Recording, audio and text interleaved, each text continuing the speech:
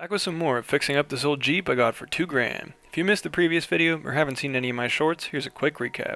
I bought this lifted 1995 V8 Jeep Grand Cherokee from Las Vegas and drove it 2 hours home, somehow making it the whole way without any issues. Wow. In a previous video, I fixed various things, some of which include wheel bearings, steering components, and my transmission TV cable. As always with Jeeps, there's more to fix, so let's get into that now. We'll start small. This trim piece has the switches for my light bars attached to it, and they are preventing it from snapping into place. I bought a hacksaw kit from Harbor Freight and cut away some metal to get the trim piece fitting nicely in place. Next, another easy fix, changing out the fuel filter. I unplugged my fuel pump relay and started the Jeep a couple times, letting it die so there was less fuel in my lines. After that, it was as simple as unplugging each end of the old filter and plugging in the new one. The old filter ended up not looking too bad, and the gas coming out was pretty clear as well, but it's always good to change these out anyway, and it was only like $10 on Amazon.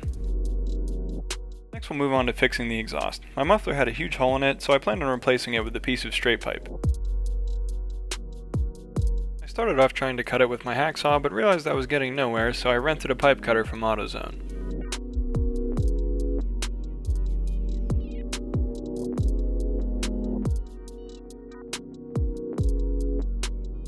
When I realized this would take forever, I called around and a local shop was able to get me right in and chop off the muffler for me. Of course I have to give you an exhaust clip with just the headers and downpipe on it.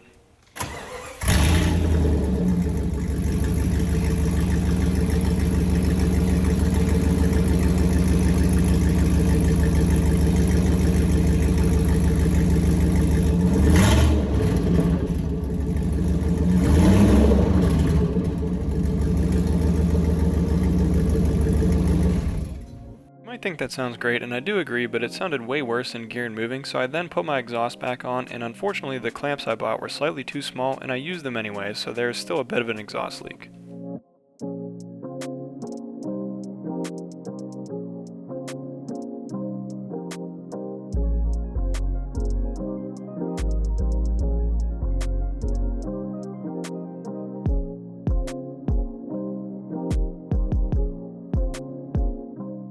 Here's how it sounds after putting the cat and straight pipe on.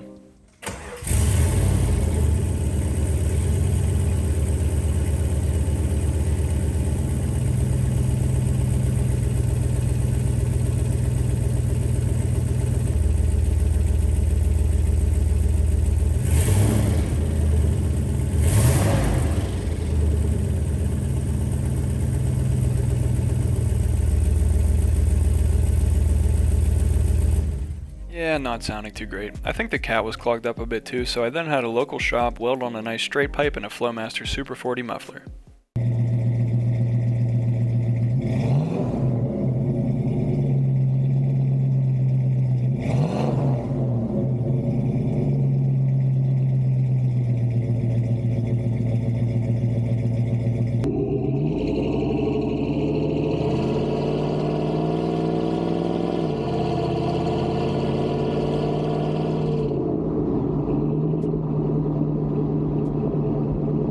Let's move on to something that was a bit tougher to tackle. My girlfriend and I took the Jeep to the beach for the day and did a bit of off-roading before heading home. The Jeep's engine died while we were moving, leaving all the electronics still on and working. The engine would then turn over, but never fire.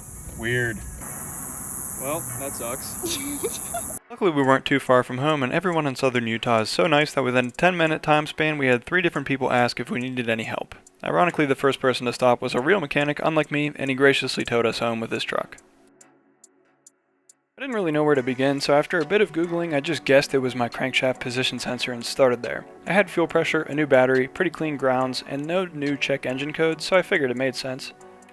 The problem is you can't see the crankshaft position sensor because it's behind the engine. There's not even really a consensus on the best way to change it either, from underneath the car or from the engine bay.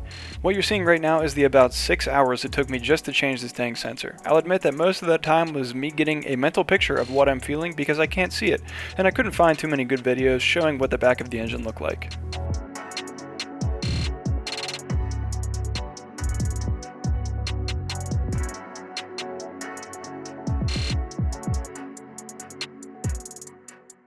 Getting the sensor out was definitely way easier than installing the new one. The hardest part is just getting the 2 bolts threaded in, and my fat fingers weren't helping me here. I had my girlfriend give it a try with her smaller hands, and she was able to get one of the bolts threaded within a few minutes of trying. Probably saved me a lot of time there.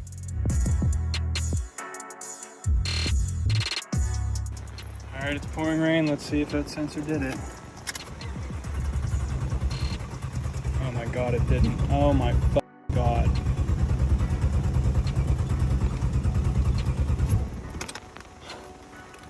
That didn't fix it. Actually forgot to plug the computer back in, but I just wanted to show you that video to hear the pain in my voice. Alright, just tighten the EGR cable. Let's see if it idles any better.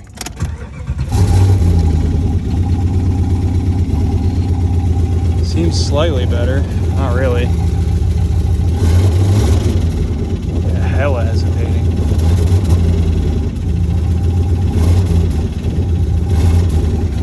So now at least the Jeep starts, but it's not drivable at all whatsoever since it hesitates like crazy when you give it any throttle.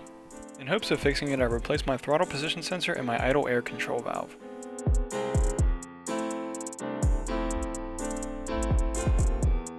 I bonked the hell out of my funny bone here.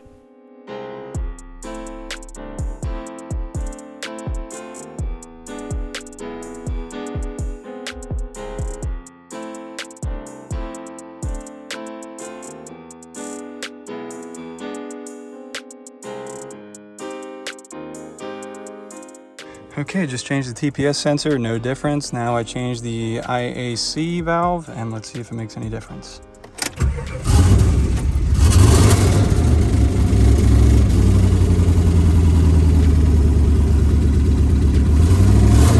Oh my god, that does feel better.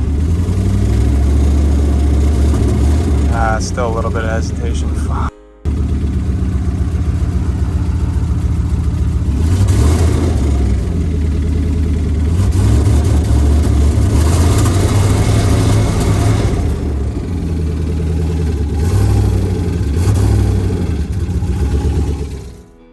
Next, I replaced my manifold absolute pressure sensor in hopes of fixing the Jeep's horrible hesitation.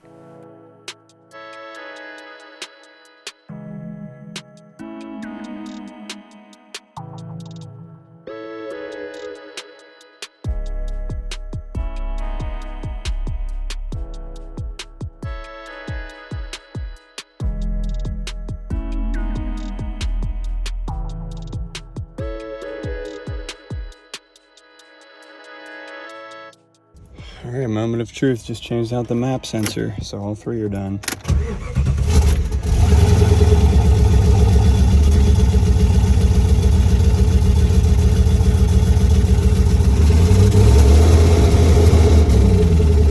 No difference.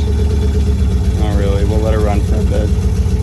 I was told that maybe the sensors need some time to adjust to the Jeep and that driving it around might help with that. Not seem like it wants to be driven right now. Whole lot of hesitation. It's been about maybe 2 minutes of driving so far.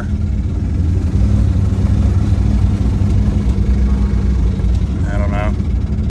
I did some more research and basically came to the conclusion that the issue was my Duralast crankshaft position sensor that I got from AutoZone.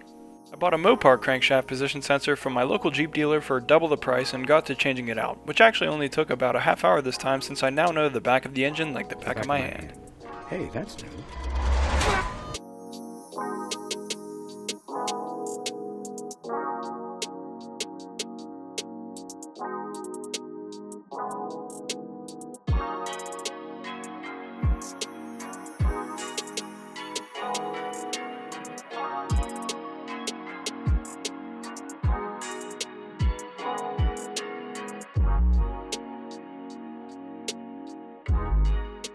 Just changed for a Mopar crank position sensor. Let's hope it works. Please God.